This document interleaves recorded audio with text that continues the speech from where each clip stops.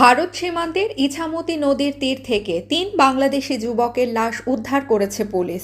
বুধবার ১৮ ডিসেম্বর সকালে পৃথকভাবে যশোরের শার্শা উপজেলার ৫ ভুলট সীমান্তের ভারতীয় ইছামতি নদীর ফকিরবাড়ি ঘাট থেকে জাহাঙ্গীর কবির ও পটুখালী চরের মাঠ থেকে সাবুর আলীর লাশ উদ্ধার করা হয়।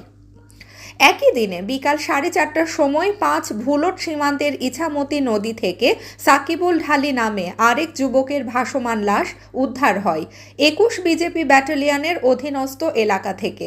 নিহত জাহাঙ্গীর কবির বেনাপোল পোর্ট থানার কাগজপুকুর গ্রামের ইউনুস মোড়লের ছেলে। তার লাশ ৫ ভুলট এলাকা থেকে উদ্ধার করে শার্শা থানা পুলিশ এবং সাবুর আলীর লাশ ২ কিলোমিটারের ব্যবধানে পটুয়াখালী চরের মাঠ এলাকা থেকে উদ্ধার করেন বেনাপোল পোর্ট থানা পুলিশ। সাবুর আলী একই থানার দিঘিরপাড় গ্রামের উত্তরপাড়ার আরিফ হোসেনের ছেলে। বিকেল 4:30টার সময় উদ্ধার হওয়া নিহত সাকিবুল একই গ্রামের জামিনুর রহমানের ছেলে।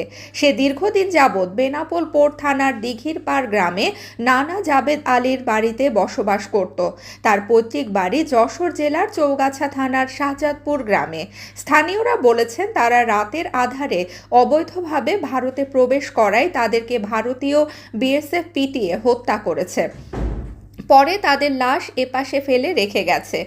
নিহত জাহাঙ্গীর কবিরের ভাই বলেন, আমার ভাই ১৫ বছর ধরে ভারতে থাকেন। সেখানে বিয়ে করে ওই দেশের নাগরিক হয়ে বসবাস করছিল।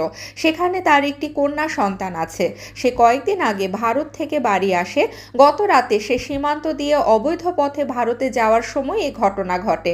নিহত সাবুর আলীর স্ত্রী হাসি বেগম বলেন, একজন আমার বাড়িতে এসে খবর দেয় পটুখালী আমবাগানে আমার স্বামীকে কে বা কারা মেরে ফেলে রেখে গেছে।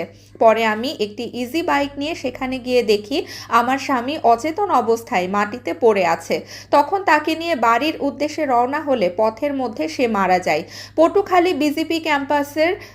পটুখালী বিজিপি ক্যাম্পের সুবেদার সলিমুল্লাহ ও ৫ ভুলট বিজিপি ক্যাম্পের সুবেদার বাচ্চু মিয়া জানান, ১৮ ডিসেম্বর সকালে সীমান্তের ইছামতি নদীর তীর থেকে ২ বাংলাদেশি যুবকের লাশ উদ্ধার করা হয়েছে।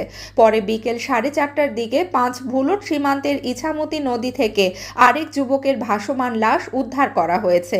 তাদের শরীরের আঘাতের চিহ্ন ছিল, তবে কে বা কারা তাদেরকে পিটিয়ে হত্যা করেছে তা জানা যায়নি।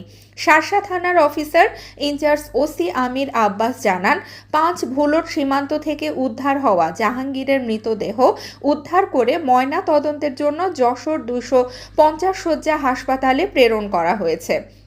বিকেলে সাকিবুল নামে আরেক যুবকের লাশ উদ্ধার করা হয়েছে। তাদের শরীরে একাধিক আঘাতের চিহ্ন রয়েছে বলে জানান তিনি।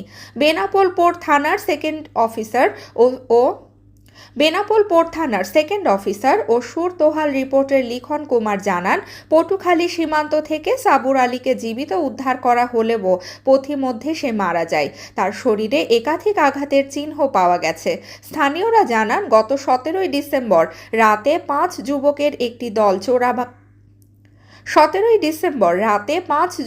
একটি দল চোরা কারবারির পণ্য আনতে ৫ ভুলট সীমান্ত দিয়ে অবৈধভাবে ভারতে যান। এর মধ্যেও ৩ যুবককে পিটিয়ে হত্যা করা লাশ ভারত সীমান্তের ইছামতি নদীর তীর থেকে উদ্ধার হলেও এখন পর্যন্ত ২ জনের কোনো খবর পাওয়া যায়নি।